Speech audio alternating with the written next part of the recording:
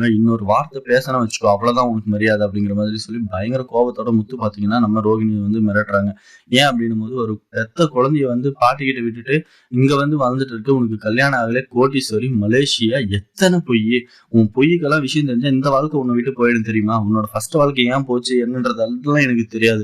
ஆனா இந்த வாழ்க்கை உன் கையில இருக்கணும்னா, நீ உண்மைய சொல்லி கல்யாணம் பண்ணிட்டு இருக்கணும். அத விட்டுட்டு திரும்பவும் பொய் சொல்லி கல்யாணம் பண்ணிட்டு இருக்க, உன்னோட வாழ்க்கை வந்து உன் கையில இருக்குமா? அப்படிங்கிற மாதிரி சொல்லி பயங்கர கோபத்தோட பேசுறாங்க. என் அம்மாவா இருக்கட்டும், மனோஜா இருக்கட்டும், கண்டிப்பா வந்து உண்மை தெரிஞ்சா உன்னை வீட்டை விட்டு வெளியே அனுப்பிடுவாங்க. நீ கோடீஸ்வரி இல்லன்ற விஷயம் தெரிஞ்சா கூட உன்னை வந்து வீட்டை விட்டு வெளியே அனுப்பிடுவாங்க. நீ வந்து கோடீஸ்வரி, பணக்கார வீட்டு பொண்ணு, பார்லர்ல இந்த மாதிரி இன்கம் வந்துட்டு இருக்கு. நீ வந்து இப்படியெல்லாம் இருக்க, கோவத்துல தான் நீ வந்து பேசாம இருக்கன்ற விஷயத்தினால மட்டும் தான் அவங்க வந்து உன்னை மதிச்சுட்டு இருக்காங்க.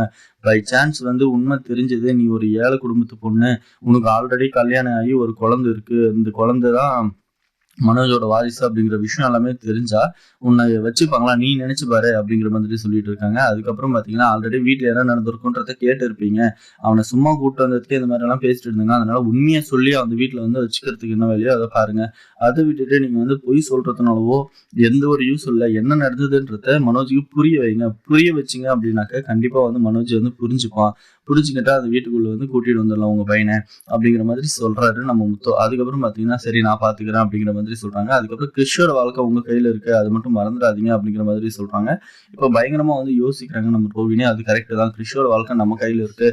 கண்டிப்பா இதுக்கு எதனா ஒரு முடிவு எடுத்தா மட்டும் தான் கிறிஷோட வாழ்க்கைய வந்து காப்பாத்த முடியும் அப்படிங்கிற மாதிரி ஒரு பிளான்ல இருக்காங்க. இப்படி ஒரு சைடு வந்து ஆர்கியூமெண்ட்ஸ் இது எல்லாமே போயிட்டு இருந்தாலுமே கூட, நம்ம மீனாவுக்கு பயங்கரமான பயத்துல இருக்காங்க. ஏன் அப்படின்னும்போது, இது எல்லாத்துக்கும் காரணம் வந்து நம்ம அந்த புள்ளைய வீட்டுக்கு கூட்டிட்டு வந்தது தான்.